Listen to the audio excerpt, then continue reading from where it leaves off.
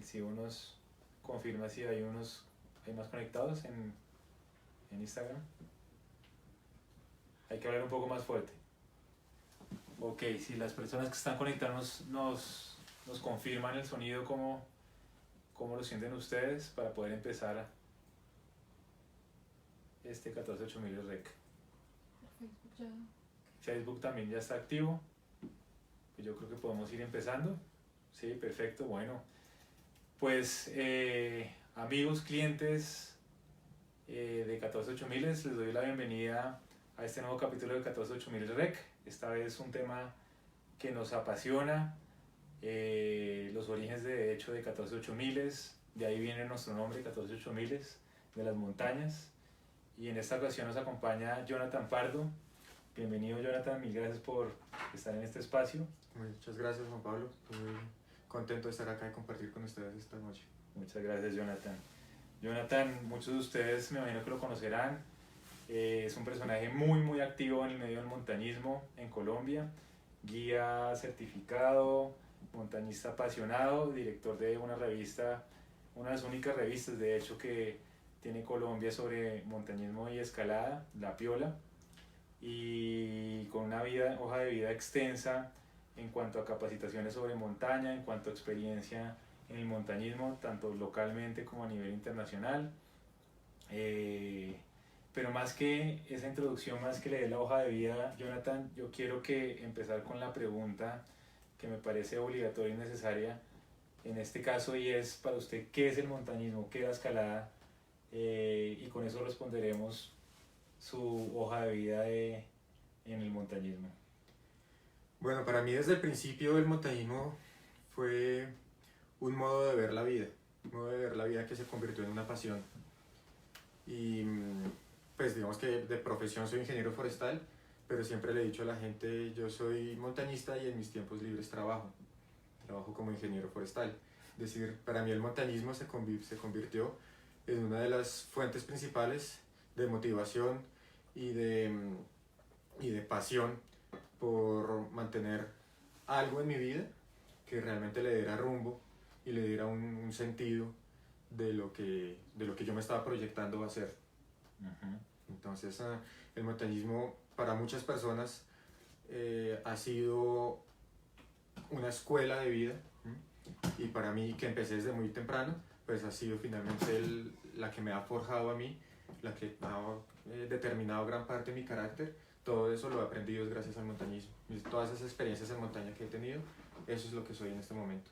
Claro, se vuelve casi que una forma de cómo aproximarse al mundo entero, no solamente a la naturaleza, sino a todas las expresiones de la vida y del mundo, ¿no? Claro, porque la montaña es tan buena maestra, tan buena enseñando, que todos esos aprendizajes y todas esas enseñanzas que se adquieren en las experiencias de montaña finalmente quedan metidas, quedan arraigadas en el alma, en el corazón y en la personalidad de cada quien, y esa es la manera como se afronta también la vida montaña, la vida del día común, del día a día. Y precisamente hablando de esa visión y del mundo a través del montañismo, hay una pregunta que me parece muy importante. Jonathan es egresado del Colegio Champañán. Para los que no saben, el Colegio Champañán es el realizador de la Semana de la Montaña, en cabeza del padre Andrés Hurtado, que es uno de los únicos escenarios que hay actualmente alrededor del montañismo. Desafortunadamente tenemos muy pocos en Colombia. Este es uno de los únicos y ha sido constante. Quiero rescatar que desde el 2002 que nació nuestra empresa, hemos participado y hemos sido partícipes de la Semana de la Montaña, y lo vemos con agrado, y siempre hemos querido estar ahí precisamente porque son uno de los únicos escenarios donde podemos expandir un poquito nuestros conocimientos sobre montaña, ver grandes personalidades que trae el colegio para esta Semana de la Montaña, de talla internacional. El año pasado estuvo Juanito Orizábal. Pero entonces una cosa que me llama mucho la atención es que conocemos muchos exalumnos de este colegio que se dedican hoy en día al montañismo. Han salido del Champañán con una visión enamorada y romántica de las montañas, y eso me parece muy importante para el montañismo desde el punto de vista de un semillero de montañistas. Esto es escaso desde mi punto de vista y me gustaría que Jonathan nos contara un poco acerca de cómo se crea esa relación dentro del colegio y cómo cree que esto pueda perdurar en el tiempo y si se puede, digamos, replicar en otros escenarios educativos o si podríamos tener otro tipo no sé, de organismos o de planteles educativos donde se enseñe un poco a valorar las montañas, a valorar, a conocer los valores del montañismo y de la escalada. Claro, pues una de las cosas que yo más le agradezco a la vida es haber ingresado al Colegio Champañat. Pues a mis padres de haber elegido ese colegio, primero que todo, pero pues fue gracias al colegio y a Andrés Hurtado en que yo tuve la aproximación a la montaña desde muy corta edad. Yo a los 12 años ya estaba caminando el monte, yo a los 12 años ya estaba caminando gracias al colegio, acompañado con los guías del colegio y con los amigos del colegio. Desde esa temprana edad ya estaba sabiendo lo que es mojarse por la lluvia en la montaña, ya estaba sabiendo lo que es caerse por un camino empedrado resbaloso, ya estaba sabiendo, conociendo lo que sabe el barro, de sabor, porque me caía en el barro, me untaba las manos, es decir, esas experiencias que se tienen en la naturaleza, eso desde esa edad tan temprana, pues se va interiorizando mucho, ¿cierto? Y eso ha sido uno de los grandes valores que ha tenido el Colegio Champañat, no solamente conmigo, sino que con todos los estudiantes del colegio colocan la semillita del amor a la naturaleza, pero el amor a la naturaleza desde un punto de vista experiencial, es decir, no un tema académico, no salíamos a la montaña a recibir cátedra de naturaleza, a recibir cátedra de biología, ¿cierto? Salíamos a la montaña únicamente a vivirla, únicamente a conocer, a mirar, a desarrollar nuestros sentidos en contacto con la naturaleza, ¿cierto? Entonces, eso hace que finalmente todas esas experiencias entren a la piel, entren al sabor, entren por la nariz, por los oídos, gracias al sonido de las aves, del viento con las hojas, ¿cierto? Todo eso se va metiendo y todo eso son semillitas y son insumos que la naturaleza va colocando dentro de las personas. No en todas las personas esa semilla florece, ¿cierto? Porque pues son muy diversos los campos de acción, pero la ventaja es que en ese colegio todos conocemos lo que es la montaña, lo que es la naturaleza, ¿cierto? Y al conocerlo, pues nadie ama lo que no conoce. Entonces ya al conocerlo, tenemos la puerta de entrada a ese gran mundo del montañismo. Ya luego cada quien decide quién entrar o quién no entrar. A quien le gusta lo suficiente como para continuar por ese camino, como lo hice yo, o quien simplemente lo conoció y guarda un recuerdo muy agradable de sus experiencias con los amigos del colegio, las caminatas, las salidas ecológicas que le llamamos, pero ya se dedican por otro camino de vida, ¿cierto? Los que realmente entramos ya a esa vida fue porque el colegio y Andrés Hurtado nos los presentó, y esa es una de las cosas más importantes que ha hecho el colegio en temas de enseñarle a los niños, enseñarle a sus estudiantes el ambientalismo, que no es solamente cátedra, no es solamente sentarse y aprenderse el ciclo del agua, el ciclo del hidrógeno, sino de salir al monte a conocerlo para amarlo.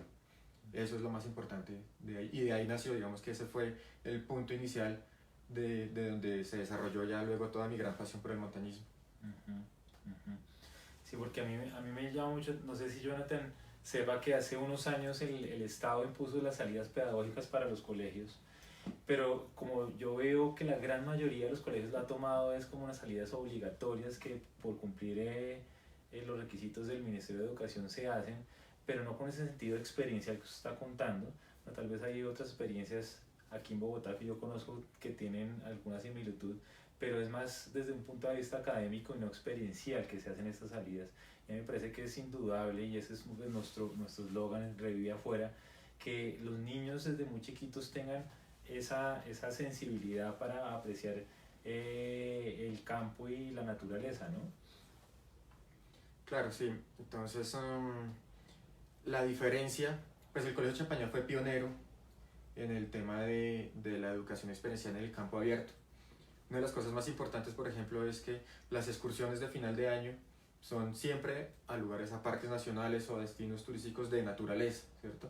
No son ir a la playa, ir a Santa Marta, Cartagena, ¿cierto? Sino ir a Caño Cristales, ir a Mavecure, ir a Ciudad Piedra del Guaviare, ir a Gorgona, ¿cierto? Siempre se escogen esos destinos porque lo que se busca es que, por un lado, desarrollemos un sentido de pertenencia con la naturaleza, que entendamos cómo es que vive la naturaleza y cómo ella hace que nosotros podamos vivir, ¿cierto? Lo aprendemos, pero como le digo, no desde el punto de vista académico netamente, sino desde el punto de vista experiencial, tocando la naturaleza, sintiéndola, ¿cierto? Muchas veces incluso con dolor, por caídas, por aguantar frío, eso incluso queda más metido y más penetrado que una cátedra y una anotación en cuaderno, ¿cierto? Entonces, pues eso realmente es el valor más importante del colegio, en que fue pionero en ese tema y lo continúa haciendo. Ya lleva muchísimos años con ese proyecto educativo institucional y lo mantiene haciendo con la filosofía inicial de la educación experiencial en campo, solamente para aprender a amar la montaña, más que aprender academia de montaña, sino el amor al lugar, el amor a la naturaleza. Jonathan, y hablemos un poquito sobre La Piola.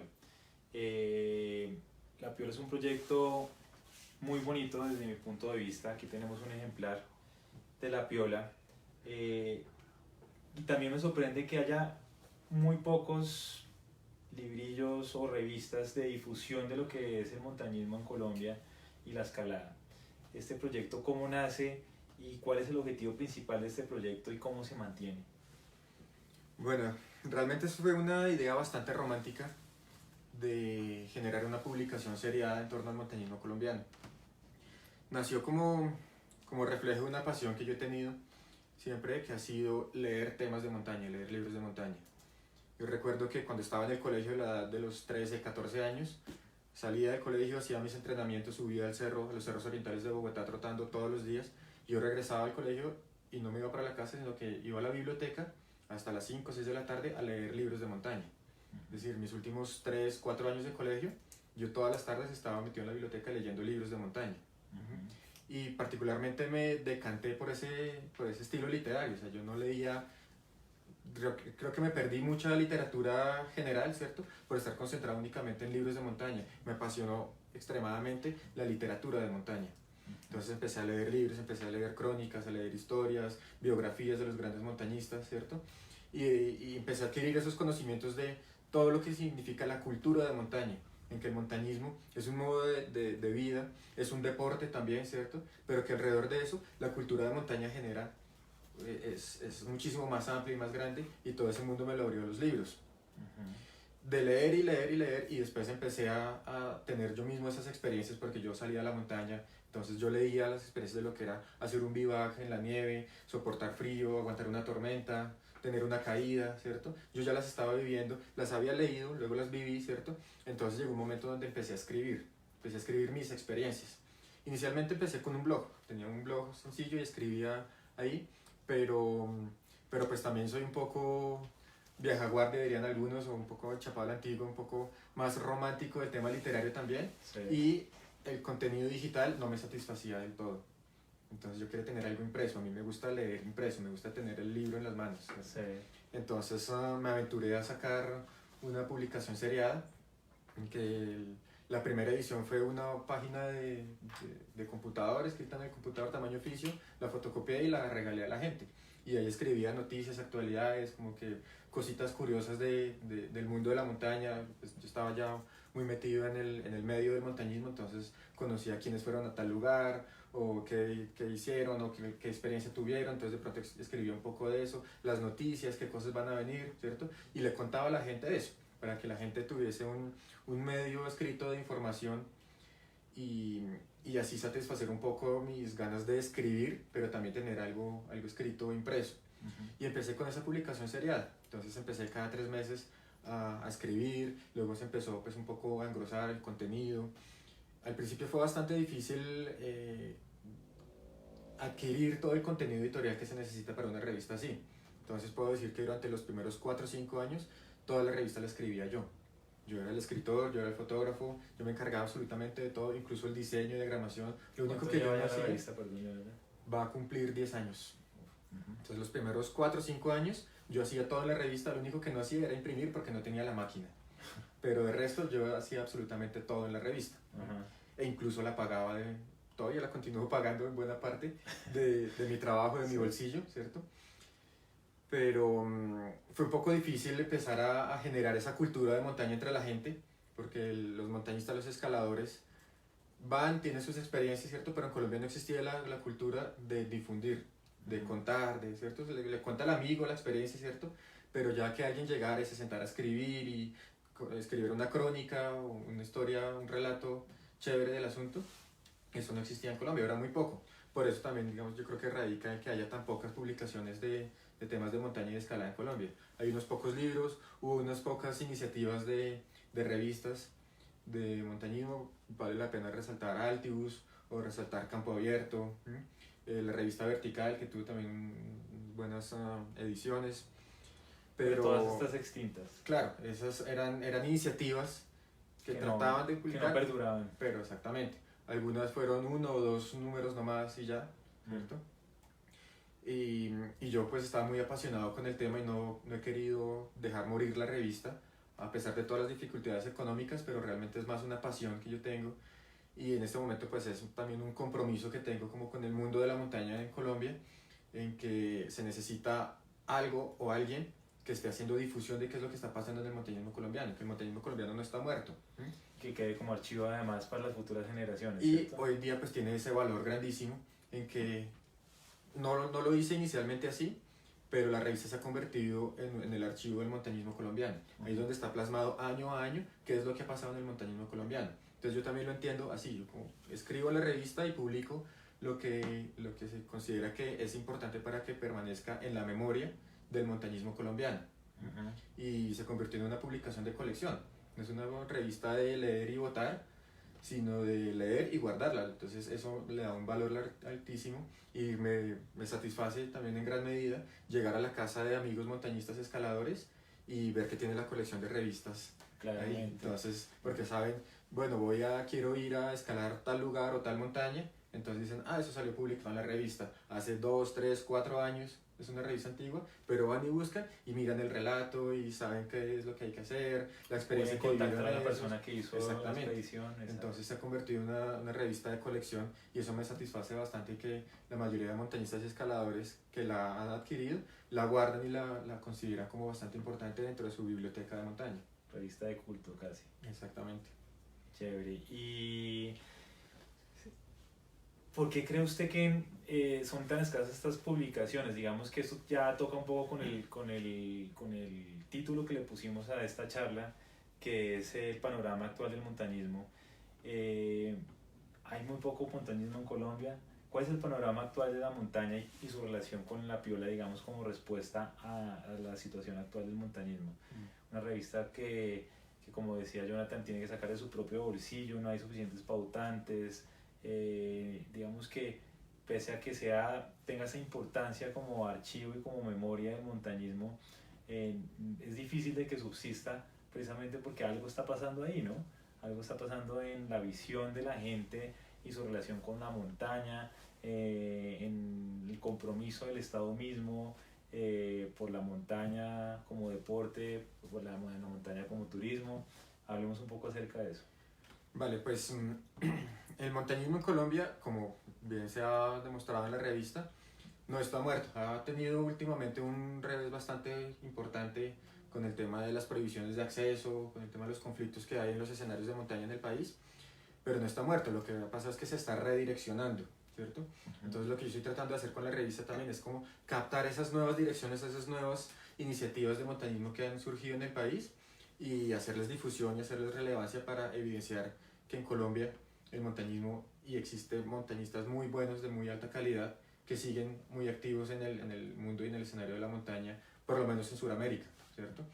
Entonces la revista se ha encargado de eso, como de estar pendiente de ese panorama general y tratar de resaltar esas actividades que se han venido haciendo y darles la importancia, porque es que realmente han sido unas que son muy importantes, ¿cierto?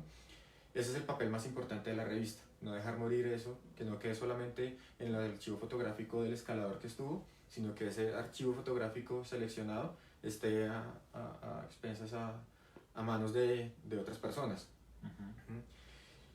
Y ya pues entrando en el tema del panorama general del montañismo colombiano, pues entonces ahí puedo decir que desde ese panorama hay 2 tópicos grandes como se desarrolla en este momento. En que coyunturalmente, ahorita pues por el boom turístico y por el escenario en el que estamos viviendo en este país, ¿cierto? El turismo de montaña está muy activo. El turismo de montaña, no solamente en el país está activo, sino digamos a nivel mundial, el turismo de montaña es uno de los grandes escenarios que se están desarrollando en torno al montañismo y al turismo, ¿cierto? Pero también existe el montañismo de deporte. He tenido ciertas discusiones con algunas personas donde dicen que el montañista también es un turista, ¿cierto? Y yo difiero en eso. Yo siempre he defendido al montañista como un deportista más que un turista. ¿Cuál es la diferencia? En que sí somos visitantes de la montaña, sí somos visitantes de los parques nacionales donde hay montaña, ¿cierto? Pero nuestra motivación de viaje es muy diferente a la de un turista, Claro. ¿cierto? Nuestra motivación de viaje es más, digamos, crudamente decirlo, deportivo, ¿cierto? Pero nuestra relación con la montaña es muy diferente a la relación de la montaña con la que visita un turista, ¿cierto? Entonces por eso me atrevo a dividir esos dos tópicos grandes, lo que es el deporte de montaña y lo que es el turismo de montaña, ¿cierto? Pero si digamos, perdón, lo interrumpo ahí, Jonathan, si alguien hace montaña en otro país, digamos, si quiere venir a Colombia a visitar una montaña y lo hace por medio de una agencia, ¿usted considera que él va a venir a hacer el deporte o es un turista? Ahí es donde voy, en que el turista, ¿cierto?, va con una motivación de viaje diferente a la del deportista, pero los deportistas también son visitantes que emplean los servicios turísticos del lugar, Okay. ¿cierto? Entonces son visitantes que adquieren y compran los servicios turísticos, ¿cierto? Pero no son turistas que consumen esos servicios turísticos, ¿cierto? Sí. Entonces es entendible en muchos escenarios que un montañista de otro país llegue a Colombia y adquiera sus servicios turísticos porque pues está en un lugar que no le corresponde, o sea, que no conoce, no está familiarizado. Entonces, por minimizar riesgos y por facilitar su viaje, su dinámica de viaje, pues adquiere sus servicios a través de una agencia, ¿cierto? Pero existen muchísimos montañistas que llegan al país y quieren hacer montañismo independiente. O sea, no quieren irse por el lado del turismo montaña, adquirir una agencia de turismo, sino tener su propia experiencia de montaña, ¿cierto? Correcto. Así como nosotros muchas veces viajamos y contratamos los servicios de una agencia de montaña, y otros viajamos y llegamos a la montaña y tratamos de hacer las cosas totalmente autónomos y autosuficientes, que esa es una de las grandes diferencias entre lo que es el deporte de montaña y el turismo de montaña. Uno de los valores importantes del montañismo como deporte es que los montañistas tendemos hacia la autosuficiencia y la autonomía en la montaña. Por eso es que en los lugares, en los destinos turísticos, dicen que es que los montañistas y los escaladores no dejan dinero. Entonces dicen, no, ellos no los queremos porque ellos no dejan dinero. ¿Por qué no dejan dinero? No es que no dejen dinero, lo que pasa es que la razón de ser del montañismo, ¿cierto?, es tratar de que el montañista sea autosuficiente y autónomo, ¿cierto? Sí. Mientras que al turista se le elimina totalmente la autosuficiencia y la autonomía, porque entonces las agencias y los guías lo que hacen es suplir esa autonomía y autosuficiencia con los servicios turísticos que adquieren, ¿cierto? Entonces, esa es digamos, una de las grandes diferencias en que... Entre uno y otro. Exactamente, y por qué en este país, en los destinos turísticos de este país, se prefiere al turismo de montaña que al deporte de montaña, porque económicamente es más rentable el turista que el deportista, ¿cierto? Pero el motivo de viaje de cada uno de los dos es diferente, a pesar de que vayan por el mismo camino, de que se suban en el mismo bus, que contraten los mismos servicios de porteadores o vayan al mismo restaurante, ¿cierto? Pero la motivación y la relación que está teniendo cada uno con la montaña y con el escenario es muy diferente. Pero eso no se da cuenta, o sea, eso no es tangible, eso solamente pasa en el corazón de cada uno, ¿cierto? En lo que está sintiendo el turista y lo que está sintiendo el montañista. Claro. Lo realmente ideal es que eso sea tan cerca, que el turista tenga una experiencia de viaje en la montaña tan real que pueda llegar a sentir lo mismo que está sintiendo el montañista. Eso sería ideal, porque así logramos que el montañista logre transmitir el amor que siente la montaña al turista, y el turista también ame y respete la montaña y la vea casi que como unos dioses, así como la vemos nosotros, ¿cierto? Eso sería lo ideal es que la motivación de viaje sea la misma, pero pues por temas de educación y culturales y sociales, pues siempre van un poco separados, ¿cierto?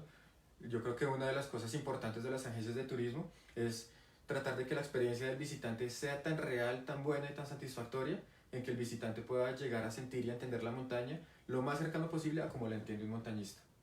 Muy bonita esa visión. Y partiendo de esa categorización que hace entonces Jonathan de deporte de montaña y turismo de montaña, después de la firma de la paz está empezando a venir muchísima gente y bueno, y el turismo interno está creciendo, el turismo interno de montaña, pero ¿estamos preparados realmente para eso? ¿O fue algo que nos cayó así de un momento a otro y no estamos hasta ahora reaccionando? No, ¿Y, pues, y el papel del Estado ahí? ¿Cómo el Estado realmente ha promovido y ha facilitado a ese tipo de turismo? pues evidentemente el país no estaba preparado para recibir el boom turístico que llegó a las montañas. La mejor prueba de eso es que pues, les quedó grande manejar el turismo de montaña y lo que han hecho es clausurar los lugares, prohibir el acceso, ¿cierto? Y eso es un golpe muy fuerte al montañismo colombiano, no solamente por el tema del acceso, ¿cierto? Sino por el tema de lo que venimos diciendo, de la experiencia del visitante, de la experiencia tanto del turista como del montañista, puede ser del adulto mayor, del hombre, la mujer o el niño, ¿cierto? Están teniendo una experiencia totalmente cruda e incipiente de lo que es realmente vivir en la montaña, ¿cierto? Y esos conflictos de acceso lo que han hecho es mutilar por completo y de raíz todas las opciones que el país o que los escenarios de montaña podrían ofrecerle a la gente. Entonces, por ejemplo, el caso más evidente de eso es la Sierra Nevada del Cocuy. Era el parque por excelencia del montañismo colombiano. Hoy en día, ¿qué es? Pues es una caminata de 3, 4 kilómetros, subir, vaya hasta el mirador, tenga una foto y bájese, ¿cierto? Pero ya realmente los visitantes que están yendo a ese lugar están teniendo una experiencia de montaña, definitivamente no, ¿cierto? Entonces se les acabó por completo a la opción que han tenido o que tuvieron los montañistas antiguos y digamos hasta de mi edad que disfrutamos bastante el Cocuy, esa opción, esa oportunidad que tuvimos de explorar la sierra, de explorarnos a nosotros mismos, explorar nuestros límites conviviendo con la montaña, el Estado y las prohibiciones y digamos esa debilidad que tuvieron los destinos turísticos para manejar todo el boom turístico que les llegó, eso ha repercutido en que el sentido de exploración, el sentido de compromiso con el lugar, ¿cierto? Todo eso se acabó, eso no existe. Entonces ahora existe una posición muy paternalista en que hasta aquí van porque es que hasta aquí es seguro con el visitante, de ahí para allá no es seguro, entonces como no es seguro no los dejemos entrar, ¿cierto? Como la opción más fácil, ¿cierto? Es el facilismo, exactamente, es el facilismo. También es entendible en que ese boom turístico y esa presión que llegó de un momento a otro, pues no era un turismo deseable y los visitantes que llegaban al lugar pues no tenían la conducta que era, ¿cierto? Entonces, al no tener la conducta, pues entonces pues era muy difícil el manejo que había que tener con esos lugares para poder manejar toda esa gran cantidad de personas y toda esa presión, además teniendo una mala conducta. Hubiera sido muy diferente en que el boom turístico llegase con educación. Entonces ahí las cosas hubieran sido hubieran tenido otro rumbo, ¿cierto? Sí. Pero infortunadamente en Colombia, porque no teníamos experiencia con el tema de la relación con la naturaleza, ¿cierto? Simplemente fue un momento que se nos abrió la oportunidad, entonces pues vamos a la naturaleza. Pero no teníamos tradición de convivir con la naturaleza, porque llevamos unos años en guerra, entonces eran las ciudades nomás, y poco tenían acceso, o teníamos acceso a vivir en la naturaleza, que vuelvo y resalto aquí una de las cosas importantes del Colegio Champañat, que era eso, darle la oportunidad a los niños de vivir con la naturaleza, ¿cierto? No solamente estar encerrados en la ciudad, sino vivir con la naturaleza. Eso hace que educativamente tengamos una conciencia diferente con la naturaleza. Entonces, cuando llegó el boom turístico, la mayoría de la gente en Colombia no tenía la educación y la conciencia para poder saber entrar a esos lugares y comportarse de una manera adecuada. Entonces, ahí el Estado pues no tenía ni los recursos ni las capacidades para poder controlar todo eso, y la manera más fácil de hacerlo pues es simplemente la prohibición. Entonces, digamos, desde el punto de vista institucional es entendible, pero eso marginó totalmente no solamente el montañismo, sino lo que les estábamos diciendo de la relación de los colombianos que pudieran llegar a tener con la naturaleza. Eso es lo que pasó con el tema del acceso y el manejo del Estado que ha generado en los parques nacionales de montaña. ¿Y qué hay de la parte del deportiva, digamos? Eso ¿cuál es la situación actual y panorama actual del turismo deportivo? Pues ahí afortunadamente existimos un grupo de montañistas que nos hemos dado la tarea de hacer políticamente, hacer gestión para que el Estado, para que los entes encargados de la política pública que están en la toma de decisiones de esos accesos, ¿cierto? Puedan llegar a entender un poco el concepto de lo que es el montañismo, ¿m? Y entender esa diferencia de lo que es el turismo de montaña con el deporte de montaña. Y hemos hecho una gestión política bastante fuerte y ha sido como un compromiso de los montañistas para tratar de convencer a la política pública en que sí es posible un acceso responsable a las montañas, un acceso organizado. Entonces aquí debo nombrar a una iniciativa grande que es el proyecto de la reactivación de la Federación Colombiana de Deportes de Montaña y Escalada, porque mal que bien, esa representación institucional es la que podría darle voz al montañismo colombiano. En este momento somos actores mudos, entonces los entes saben que existen los montañistas, pero somos mudos, nosotros no tenemos una representación institucional que pueda velar por los intereses del montañismo. Infortunadamente en Colombia, pues desde hace unos años, bastantes años ya, la federación cayó como en una etapa de stand-by. No hubo más trabajo con la federación porque aquí no se veía los beneficios de una federación con respecto al montañismo independiente. Entonces, la mayoría de montañistas, los escenarios o los proyectos de montaña los hacíamos de manera independiente. Mi amigo y yo hacíamos una acordada e independientemente íbamos y escalábamos, ¿cierto? Sí. Pero no teníamos proyectos de clubes y mucho menos proyectos federados. Entonces eso estaba como que se hizo mucho en los años 80, pronto en los años 90, ¿cierto? Pero de un momento a otro pues, se dejó de un lado el montañismo, el deporte asociado, y todos éramos montañistas independientes. Pero ¿qué pasó? Que los montañistas independientes son actores mudos. Y en este momento lo que necesitamos es que esos montañistas puedan llegar a tener voz. Y esa voz, ¿quién la tiene? La tiene la federación solamente en una relación política de igual a igual con los entes de la política pública en Colombia.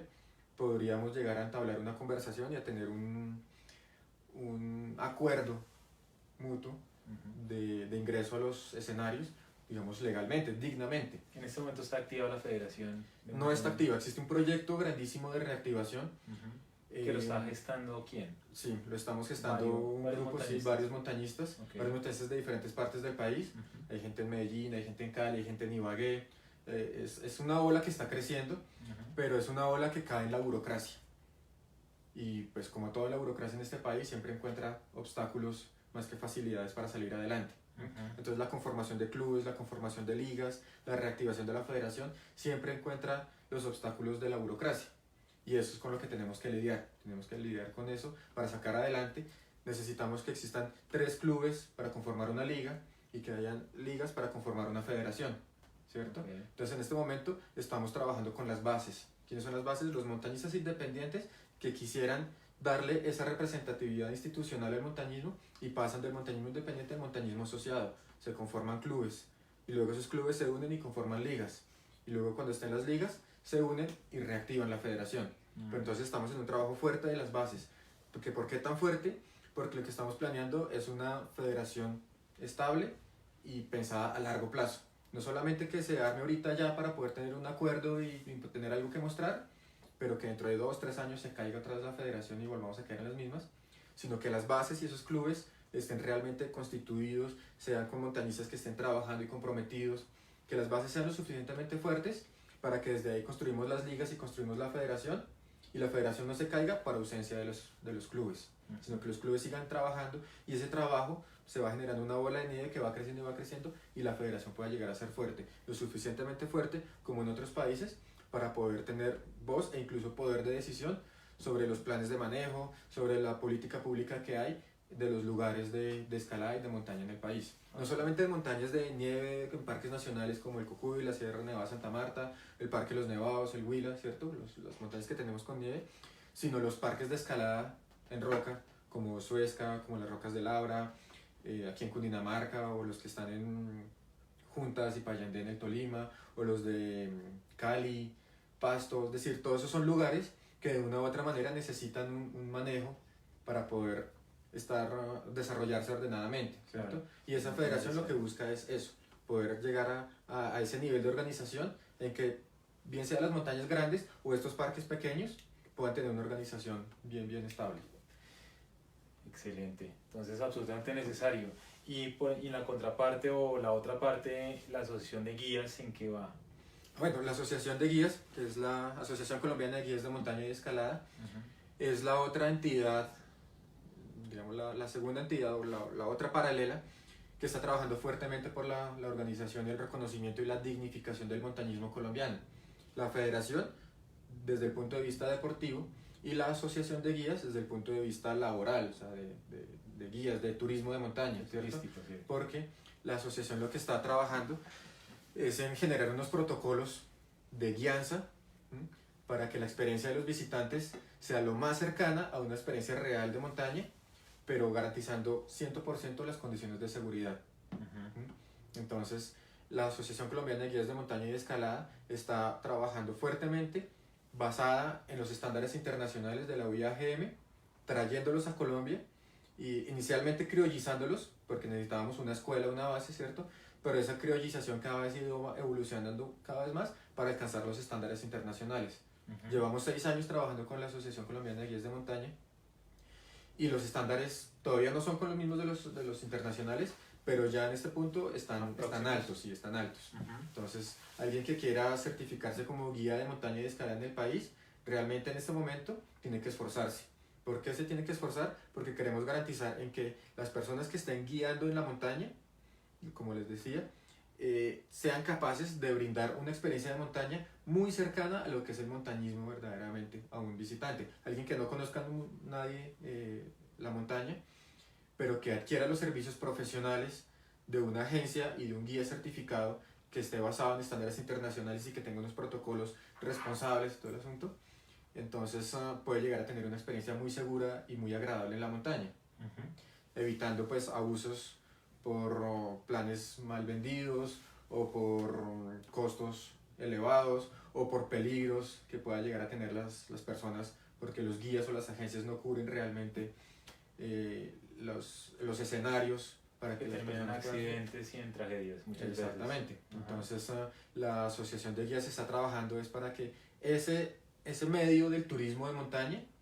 realmente sea muy fuerte en Colombia porque tenemos un potencial gigante, tenemos un potencial muy grande para que Colombia sea reconocido como un escenario importante en Latinoamérica del turismo de montaña, así como lo es Ecuador o Perú.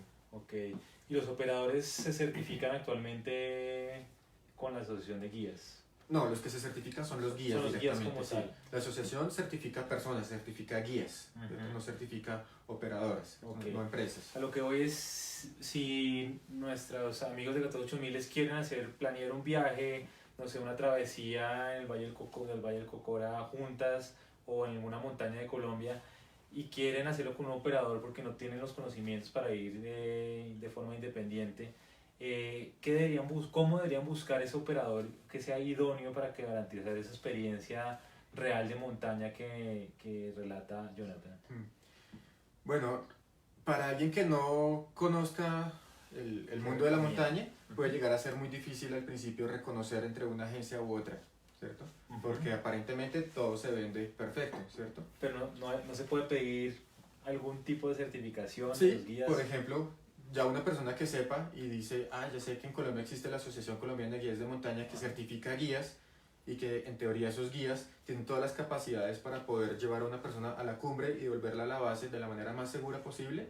Entonces, alguien que sepa que ese escenario de turismo montaña ya existe en Colombia, podría empezar a orientar sus búsquedas hacia las agencias que cuentan con ese tipo de guías. Entonces, pero por eso digo, inicialmente alguien que no conozca nada de montaña, pues es difícil reconocer entre una u otra, ¿cierto? Sí.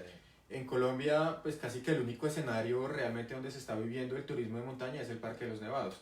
Todo el tema de Juntas y Cocora, el Nevado del Tolima, el Nevado de Santa Isabel, ¿cierto? Esta zona es la única que está brindando un escenario realmente al turismo de montaña en Colombia. Bueno, y al montañismo deportivo también, porque lo demás está cerrado. No hay ninguna otra zona en este momento, Jonathan.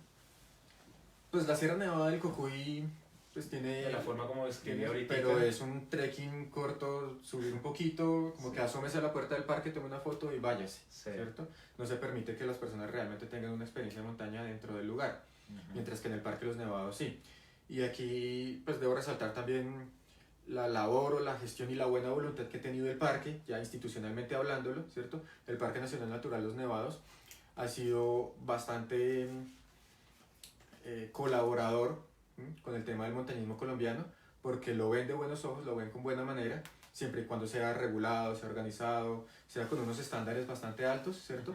Pero digamos que el Parque Los Nevados no ha cerrado sus puertas completamente al montañismo, es decir, no queremos esto acá, sino al contrario, abrieron sus puertas y lo queremos así, pero organizado de tal manera, ¿cierto? Entonces por eso es que en ese lugar se está pudiendo hacer tanto deporte de montaña como turismo de montaña, ¿cierto? Entonces es importante también la voluntad política y la gestión política que tienen los parques nacionales para poder abrir sus puertas al montañismo colombiano. Y en este momento solamente se encuentra eso en el Parque Los Nevados. Okay.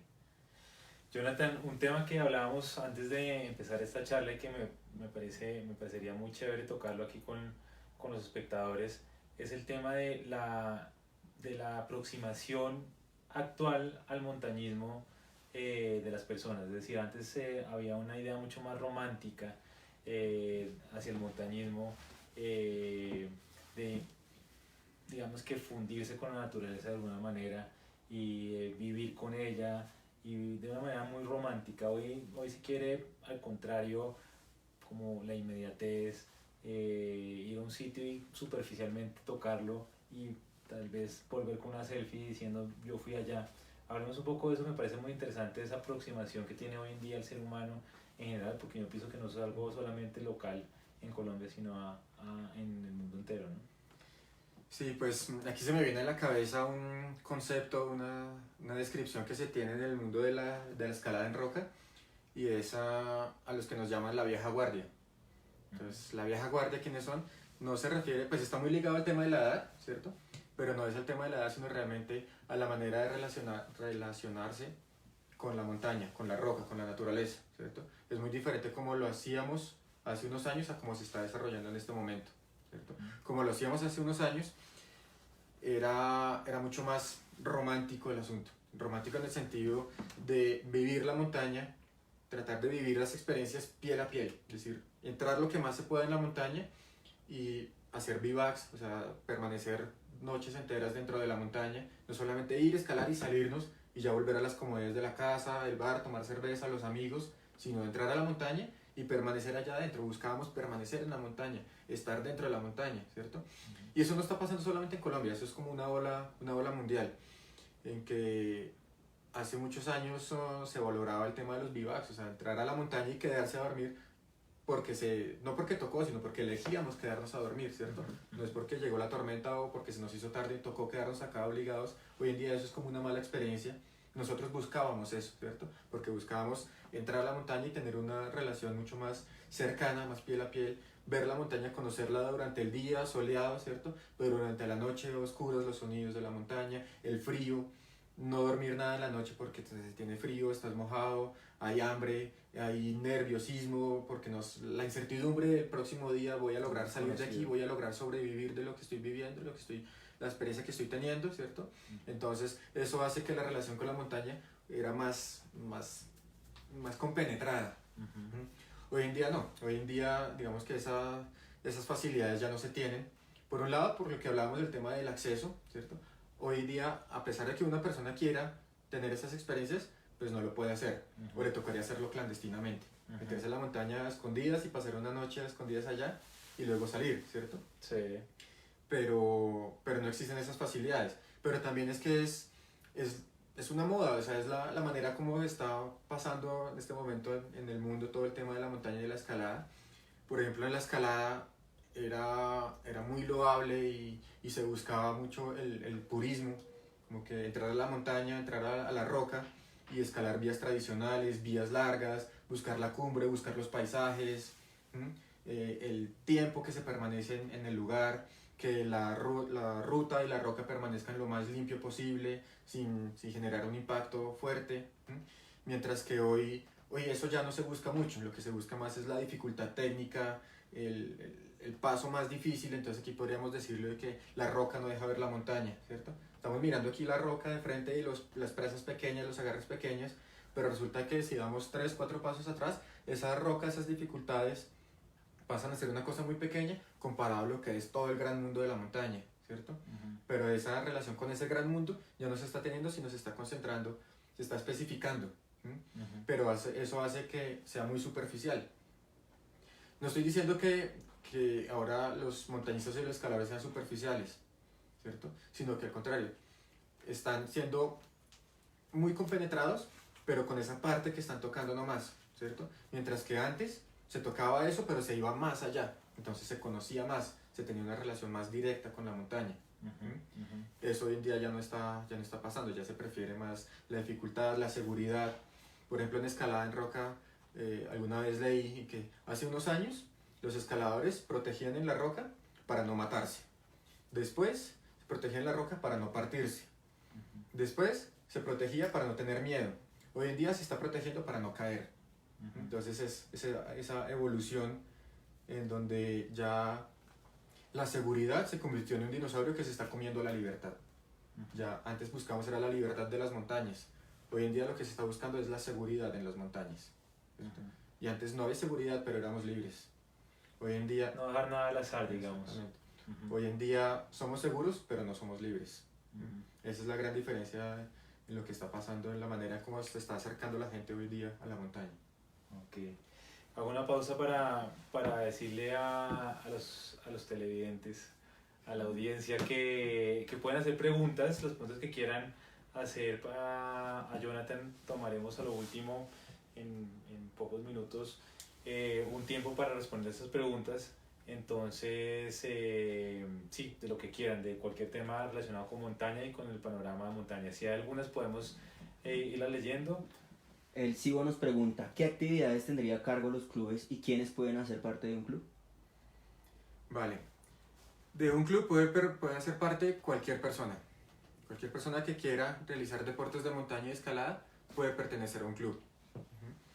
Entonces, ahí existe la manera de unirse a un club ya constituido o reunirse 10 personas y fundar su propio club, ¿cierto? Un club es de mínimo 10 personas según la normatividad colombiana. Entonces, si alguien quiere, pues tiene esas dos opciones, buscar un club y hacer todo el procedimiento de pertenecer ahí, o formar su propio club con un grupo de amigos, ¿cierto? ¿Y qué actividades? Pues esas actividades las establece el propio club. Entonces un club dice, nosotros queremos ser un club de todos los deportes de montaña y escalada. Y pueden hacer escalada en hielo, pueden hacer escalada en roca, alta montaña, himalayismo, boulder, ¿cierto? O dicen, no, nosotros queremos que sea un club especializado únicamente en escalada en roca, pero eso lo decide, es el deportista con su propio club. Entonces, si es un club de la Federación de Deportes de Montaña y Escalada, tiene una amplia gama de deportes y de actividades, de disciplinas en las que se puede desarrollar. Ya depende de cada quien hacia dónde, qué es lo que más le guste y lo que se le facilite. Bueno, y una pregunta del mismo usuario es, ¿cuál es la recomendación para alguien que inicia? ¿Contratar los servicios de guía o hacerlo solos? Definitivamente, si se está iniciando, es contratar los servicios de un guía. Porque pues es la manera, digamos, más segura en que la persona puede entrar y conocer la montaña, ¿cierto? Si una vez la conoce y definitivamente le gusta y le apasiona y dice, sí, esto es lo que quiero, ya puede empezar a capacitarse, adquirir habilidades y conocimientos para algún día poder ir solo, ¿cierto? Pero sin esas habilidades y esos conocimientos, sin haberlos interiorizado, es una gran responsabilidad ir solo, porque muy seguramente va a suceder algo malo. Entonces, la primera relación que se tiene con alguien que no ha tenido ninguna experiencia en la montaña, lo ideal es primero ir con un guía. Ese guía se encarga de abrirle el mundo de la montaña y la escalada, ¿cierto? Y si esa persona decide que sí es lo que le gusta, sale, se capacita, se entrena, aprende cosas y después va y lo hace solo. Bueno, hay una pregunta de Oscar Daniel. ¿Cuáles lugares recomienda actualmente para experimentar la montaña como alternativa al Cocuy? Pues si es legalmente, únicamente el Parque Los Nevados. Ya fuera, cerca, Jonathan. Ya fuera de Colombia, Nuestros vecinos países. claro, fuera de Colombia existe una gama amplia. Lo más cercano de donde más colombianos van, pues es Ecuador. Entonces, en Ecuador hay muy buenos lugares. Ecuador nos lleva un desarrollo bastante amplio en el tema de la montaña y la escalada. Entonces, si alguien quiere hacer montaña, en Ecuador tiene montañas de 4.000, 5.000 o 6.000 metros de altura la que quiera visitar. Si quieren escalar en roca, Ecuador tiene parques muy desarrollados de escalada en roca de diferentes dificultades y diferentes alturas. Entonces, el primer contacto con el montañismo extrafronterizo, es decir, fuera de Colombia, pues lo ideal es que sea Ecuador. Perú es el siguiente, pero es que Perú ya es un poco más técnico, más grandes ligas, ¿cierto? A pesar de que se encuentran montañas fáciles y asequibles, ¿cierto? Pero el escenario ya es muchísimo más grande, ya es más, hay que ser un poco más profesional para ir allá. Yo me acuerdo hace unos años que yo siempre he considerado el trekking en el Cocuy como un trekking 5 estrellas, ¿cierto? Darle la vuelta al Cocuy. Y mucha gente se iniciaba, de hecho, en el Cocuy con su relación con el montañismo yendo a hacer este trekking con guías o con amigos, no sé. ¿Qué trekking recomendaría en reemplazo de ese en este momento, sea aquí o en Ecuador? Bueno, en Colombia no hay. O sea, en No Colombia hay. no hay reemplazo para la Sierra Nevada del Cocuy. Ujú. El hecho de que en este momento no haya acceso a ese lugar es como perder una pierna. O sea, no hay reemplazo para una pierna. Podemos tener un bastón, pero pues no hay reemplazo para eso, ¿cierto? Ujú. Ya fuera de Colombia, pues para el tema de trekking, yo creo que Perú es el mejor lugar para ir a hacerlo. Ujú. Si uno quiere realmente tener un trekking de estos 5 estrellas en la Cordillera Blanca del Perú o en Guaywash, Ujú. que Guaywash es uno de los mejores trekkings del mundo. Entonces ir a hacer toda la travesía de la Cordillera de Guaywash sería como un trekking 5 estrellas para un colombiano que quiera explorar ese escenario del trekking, los recorridos largos. Ok. Bueno, y tenemos otra pregunta de Oscar Daniel. ¿Cuál ha sido su experiencia más profunda en las montañas colombianas? Definitivamente los ascensos en solitario en la Sierra Nevada del Cocuy, porque es que estar en ese lugar, pero además lo que les decía, que tener una experiencia muy compenetrada con la montaña, cuando iba y hacía escaladas de las grandes montañas en solitario, pues eso es tener una compenetración muy profunda con el lugar, con la escalada y con lo que se está viviendo ahí, ¿cierto? Es una enseñanza para uno mismo, la montaña es completamente la escuela y uno está solo. Yo permanecía 5, 6, 7 días solo, escalando una pared en el Cocuy, escalando una montaña. Iba y hacía 2, 3 días de aproximación, luego subía, hacía un bivac, escalaba el glaciar, escalaba la roca, llegaba a la cumbre, y todo eso lo hacía completamente solo, ¿cierto? Ujú. Esas experiencias y esos recuerdos que se tienen, eso es el momento más profundo que se ha tenido en la Sierra Nevada del Cocuy. Pero pues, también debo decirlo que fue un compromiso muy alto, porque pues no hay posibilidades de error. Cuando uno va solo a escalar una montaña sin cuerda, sin compañero, sin posibilidades de comunicación, sin un radioteléfono, es decir, allá cualquier cosa que pase era inmediatamente un desenlace fatal. Claro. Entonces, cuanto más compromiso hay, pues más profunda es la experiencia, pero hay que asumir ese compromiso. Bueno, y una pregunta personal. ¿Cuál ha sido el paisaje más indescriptible que has podido ver En Colombia, en el mundo? en el mundo, definitivamente el mejor paisaje que hay es la Patagonia. Ir a la Patagonia y conocer esas montañas, esas agujas de allá, es indescriptible. Yo estaba en el Himalaya y sí, son las grandes montañas y es un escenario absurdamente grande, impresionante y uno se siente allá, ¿cierto? Pero después de conocer la Patagonia, que son montañas de 3.000 metros, pero cuando uno está metido allá dice, esto realmente es la verdadera naturaleza salvaje. Y ese es un paisaje que, sin necesidad de ir a escalar, pues yo iba en plan de escalada, escalamos la Torre Norte del Paine en Chile y escalamos en Chaltén la aguja de la S, hicimos otros intentos en el Cerro Torre y estar en esos lugares y ver esos amaneceres de la Patagonia y esas agujas y esos glaciares infinitos, esos paisajes son inolvidables. Y en Colombia, pues definitivamente yo soy un amante empedernido de la Sierra Nevada del Cocuy. Ahí sí no hay nada que hacer. Y para mí no existe ningún otro lugar en el país que iguale lo que es la Sierra Nevada del Cocuy. Ok, bueno, ya cerrando entonces este capítulo de 14.8000 Rex, ¿cierto? Sí. Ok, entonces ahorita Jonathan hablaba acerca de metidas, de sus ingresos en solitario al Cocuy. ¿Vio la película de Free Solo? Sí, la vi. ¿Qué tal le pareció? Personalmente no me gustó mucho. Ujú. Pues no es que sea mala, pero pues estaba viendo el documental y con un amigo y pues nos pusimos a hablar y finalmente le perdimos el hilo y hablamos de otras cosas, ¿cierto? Pues eso definitivamente muestra que el documental no nos capturó, ¿cierto? No porque sea una gesta poco loable, sino porque pues es demasiado drama que enrolla ahí alrededor de la escalada. Nosotros queríamos ver el momento de la escalada, ¿cierto? Y todo el drama que hizo adelante, no. Hay otros documentales, otras películas de montaña que han gustado más ¿Y qué tanto para bien, nosotros como montañistas. qué tanto bien le hacen estas superproducciones? Porque pues finalmente una cosa que sí hay que rescatar o que hay que subrayar es que pues el documental ha sido supremamente reconocido a nivel mundial, ganó el Oscar al mejor documental. ¿Qué tanto bien le hace desde su punto de vista estas superproducciones, porque es indudablemente una superproducción, al montañismo a nivel mundial? Pues eso es un tema de bastante responsabilidad la que tenemos los medios. Yo, por ejemplo, desde el tema de la revista, otros desde el tema del cine, en cómo se difunde el montañismo y la escalada en el país, ¿cierto? Cuando se difunden ese tipo de actividades hay que saberlo hacer y mostrarlo en que se necesita un alto entrenamiento y un alto grado de compromiso para poder desarrollar estas actividades, que no cualquiera lo puede hacer. Si yo en la revista o alguien en un documental muestra esa actividad como un gran logro, ¿cierto? Pero sin mostrar todo el trasfondo de realmente el compromiso que debe tener alguien y se muestra muy banalmente, pues eso va a generar que muchas personas intentan hacerlo y pues obviamente se va a desatar fatalidades, ¿cierto?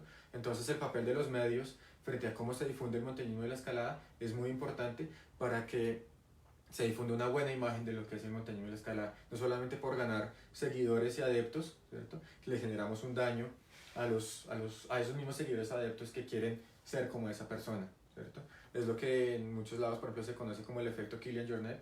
Entonces, que unos lo defienden, otros no, pero el hecho de que Kilian en un par de zapatillas y pantalonetas suba corriendo una cumbre y baje, ¿cierto? Eso es un gran logro que lo hace él, ¿cierto? Pero los medios muchas veces no entienden que eso lo hace él porque tiene un entrenamiento, unas habilidades, unos conocimientos, ¿cierto? Y lo muestran como una gesta fácil y rápida, entonces mucha gente va y compra unas zapatillas, las mismas que tiene él, y tratan de subir y pues se mueren, ¿cierto? No eran las zapatillas. Entonces, exactamente. No eran las zapatillas. Entonces, el papel de los medios es muy importante en transmitir la verdadera esencia de lo que es el montañismo y la escalada. Yo realmente estoy de acuerdo con Jonathan. Yo tenía muchas expectativas de ver ese documental, pero después de verlo me desinflé un poquito. Me pareció que fue más la publicidad y la propaganda que se le hizo al documental en sí. Indudablemente es una gran producción y Alex fue un gran escalador, pero bueno, se debe tener cuidado también con este tipo de temas de este tipo de hazañas que hacen los deportistas de alto rendimiento. Entonces quiero cerrar, Jonathan, con algunas preguntas rápidas para que las personas curiosas que nos estén viendo, que nos van a ver, este Facebook Live queda colgado en Instagram por un tiempo y en Facebook de forma indefinida. Lo subiremos en los próximos días también a nuestro canal de YouTube. Y las personas que estén curiosas, que sean curiosas y que nos estén viendo, recomendémosle entonces 3 libros de montaña, Jonathan. 3 libros de montaña. A ver, definitivamente alguien que quiera la montaña, que ame el montañismo, debe leer uno de los clásicos de montaña que se llama Estrellas y Borrascas. Estrellas y Borrascas, escrito por Gastón Rebuffat, y es la historia de la juventud de la montaña y de un joven que se hizo guía para transmitir el amor a la montaña a otras personas y escaló las paredes más difíciles de los Alpes en calidad de guía, pero transmitiendo ese sentimiento de montaña. Y es un escritor perfecto. Otro libro de montaña que a mí me fascina, para mí es el mejor de todos. Y bueno, realmente es una trilogía. Es una trilogía, son 3 libros de Roger Fisson-Roche que se llama El primero de la cuerda, es la primera parte. El segundo libro se llama Grieta en el glaciar y la tercera parte se llama El retorno a la montaña. Y es una novela, es ficción, es decir, no es basado en historias reales, es alguien que imaginó todo esto, pero es una novela fantástica y enamoradora de lo que es el origen del alpinismo, pero no solamente el alpinismo, sino la vida particular, la vida del día a día de los grandes alpinistas y los grandes montañistas que hubo en los Alpes al inicio, o sea, en la edad dorada del alpinismo. Entonces describe perfectamente lo que eran los Alpes, el escenario, Chamonix, la cultura que tenían ellos y el valor que le daban a la montaña y a trabajar en las temporadas de la montaña llevando gente. Entonces esa trilogía es muy enamoradora y está muy bien escrita. Y un tercer libro, ya digamos que en tema de escalada, vamos a hablarlo de escalada, únicamente de escalada en roca, y es el libro de la biografía de Wolfgang Gulich. Alguien que le guste la escalada en roca y que le guste la dificultad, lee ese libro y tan solo con leerlo sube 2 grados de escalada. La motivación que imprime leer ese libro, inmediatamente uno quiere salir, escalar y comerse todas las paredes. Ok, Entonces vale la pena leerlo. perfecto. 3 películas de montaña. Mm, O una. 3 películas, a ver. Existe una muy buena, chévere, que se llama Grito de Piedra. Ajá. Grito de Piedra, el guión es de Reinhold Messner Ajá. y es la historia de 2 perfiles de montañistas. El montañista, como les decía, el montañista vieja guardia, que entra a la montaña de una manera y se desarrolla en el Cerro Torre. El Cerro Torre, la montaña imposible, es una montaña que era catalogada como la montaña imposible de escalar y era la competencia entre el montañista mayor, el que tiene una concepción diferente de la montaña, De vieja con guardia. con el montañista joven que acaba de ganar un campeonato mundial de escalada y se cree invencible porque puede subir paredes de dificultad extrema. Ok. Entonces, toda la película se desenvuelve en una trama para que los dos hagan una competencia y a ver quién logra primero la cumbre. Ok. Cada uno desde su punto de vista de cómo acceder a la montaña. Pero es ficción. Es ficción, sí, es un guión inventado, Ujú. pero eso sucede en la vida real. Ok. O sea, ese es un ejemplo de qué es lo que pasa en cualquier montaña. Ok. Y es una película muy buena. ¿Y alguna otra película o documental? Ese propio Grito de Piedra se encuentra en YouTube. Entonces ese se puede buscar Fácil. y se puede ver, sí. Otro, Tocando el Vacío, que definitivamente es un clásico. Y ese está basado en el libro de Joe Simpson, que se llama también Tocando el Vacío. Ujú. Y es la historia real, la historia de supervivencia de Joe Simpson, del accidente que tuvo en el Ciula Grande. Ujú. Cuando tuvo un accidente, se rompió una pierna. La cordada del compañero, Simon Yates, trató de recuperarlo o bajarlo. Estaban todos eso, les cayó la tormenta. Y tuvieron otra caída y llegó un punto de desesperación tal en la montaña en que Joe Simpson con su pierna fracturada y su, digamos, ya el desgaste de la montaña quedó colgando en la cuerda. El amigo arriba ya no lo pudo sostener más y tuvo que tomar la decisión de cortar la cuerda Ujú. y lo dejó caer. Ujú. Pero él sobrevivió. Cayó en una grieta, luego le tocó atravesar, salir solo con la pierna rota, cuando ya todos lo daban por muerto. Entonces es un documental bastante interesante de supervivencia en alta montaña. Ok. Ese se Y encuentra el otro, ese, no estoy seguro, pero sí, ese también se encuentra en YouTube, yo creo, sí. Ok. Y el otro es la historia de Tony Curso en la pared norte del Eiger, Ujú. desarrollado como despuesito de la Segunda Guerra Mundial, y la competencia y la gran carrera que hubo por ser los primeros escaladores en la cara norte del Eiger, que es el Ogro, y una pared que muchos intentaron y muchos muertos tuvo. Entonces la historia de Tony Kurz cuando pues todo lo que implicaba escalar esa montaña en esa época con esos equipos, que finalmente muere. Y tiene ahí algún poco de ficción porque yo leí la historia real en el libro Sí. libro de Heckmeyer y el libro de Hintertoiser. Ujú. Y ahí le meten un poco de ficción con el tema de la mujer, la novia, todo el asunto de eso realmente pues, fue diferente, pero la historia de la escalada es bastante fiel. Ujú. Y es interesante conocer cómo era el montañismo y la escalada en esas épocas, o sea, cuáles eran los orígenes del montañismo y la escalada y por qué lo hacían estas personas, por qué estaban dispuestas a dar la vida por subir una pared.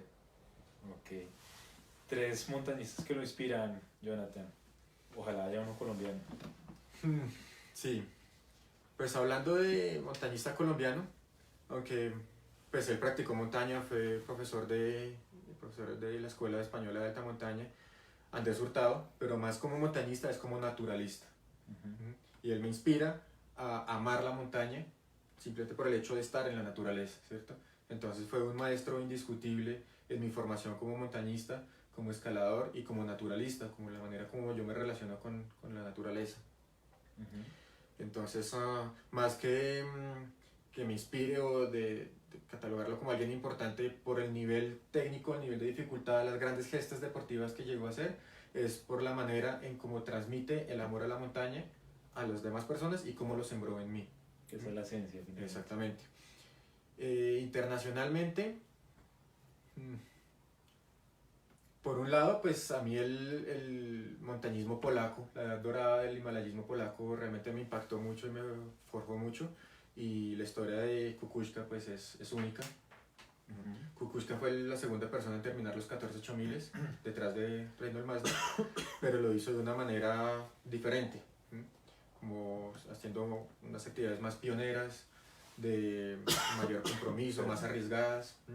Entonces leer la biografía de los 14 8000 de Kukuczka es muy agradable. Y él está como a la par con Hermann Bull. Hermann Bull fue un escalador austriaco, un montañista austriaco que también fue uno de los mejores y los que iban a la montaña por amor a la montaña, pero siempre forzaba sus límites para hacer grandes gestas deportivas. Entonces estos están como en el mismo nivel, ¿cierto? De que me inspiran y los reconozco como importantes en mi vida por sus grandes gestas deportivas, ¿cierto? Y el otro, leer los libros de John Muir es apasionante porque es el naturalista por excelencia. Entonces leer la descripción de John Muir de sus viajes por Alaska y las exploraciones que hizo en las montañas de Alaska enamora a cualquiera de la montaña y de la naturaleza. Entonces esos tres personajes me parecen importantes conocerlos. Ok, gracias Jonathan. Y finalmente las 3 cumbres soñadas para Jonathan. 3 cumbres soñadas. Esa es la más difícil de todas, porque escoger 3 y además es que darle una categoría a 3 por encima de las otras es difícil, ¿cierto? Porque podríamos hablar de la Patagonia. Yo amo la Patagonia y ese lugar me ha enseñado y me ha inspirado muchísimo. Entonces lograr una cumbre patagónica, casi que podría decir cualquiera, lograr cualquier cumbre patagónica, eso es un objetivo grandísimo, es fenomenal, ya que si una de las cumbres patagónicas es una de las grandes cumbres, hablando de Cerro Torre, Fitzroy, o los Cuernos del Paine, o el Paine Grande, o sea, una de esas grandototas, pues digamos que ya es una gesta deportiva importante, ¿cierto? Sí. Pero con el solo hecho de estar en una cumbre patagónica, ya uno queda realmente satisfecho. Claro, por bien servido. Satisfecho, exactamente. Y en Colombia, subir a la cumbre del Castillo es una de las cosas más bonitas que hay en Colombia. Es una montaña hermosísima. Cuando uno la mira desde afuera es la montaña perfecta. Cuando uno se la está escalando no es tan perfecta. Está bastante descompuesta, tiene sus tramos delicados. Se necesitan habilidades especiales para escalar esa montaña. No es solamente trepar y ya, porque la roca y el escenario es diferente. Pero cuando uno llega a la cumbre realmente es especial porque está uno en todo el centro de la Sierra Nevada.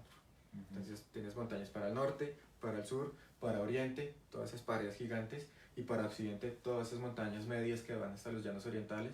Entonces esa es una cumbre muy, muy, muy especial. Yo podría decir que esa cumbre es más especial que, a pesar de que no la he subido, pero que una de las cimas de la Sierra Nevada, Santa Marta, el Pico Colón, el Pico Bolívar, que son las más altas, ¿cierto? Pero para un montañista que realmente le apasione la vida adentro de la montaña, El castillo. llegar al castillo es importante, sí. Lástima que en este momento no se esté pudiendo No escalar. se puede. Bueno, pues Jonathan, muy chévere la conversación. Muchísimas gracias de nuevo por estar acá en 148.000 Rec. Yo creo que con esto ya terminamos. Estén pendientes en nuestras redes sociales. Recuerden siempre Facebook e Instagram 148.000. Tendremos nuevos episodios, nuevos capítulos de este formato de 148.000 Rec, que es hablar de lo que nos gusta y nos apasiona, hablar de revivir afuera, hablar de la montaña. Que estén muy bien. Y amigos, y también no olviden seguir a Revista La Piola. Busquen en Facebook y en Instagram Revista La Piola y ahí se podrán enterar de la actualidad, de historias, de crónicas, de datos curiosos. Todo lo que publicamos en la revista lo van a encontrar en las redes sociales. Totalmente recomendada, Revista La Piola. Hasta luego amigos, muchas gracias. Luego.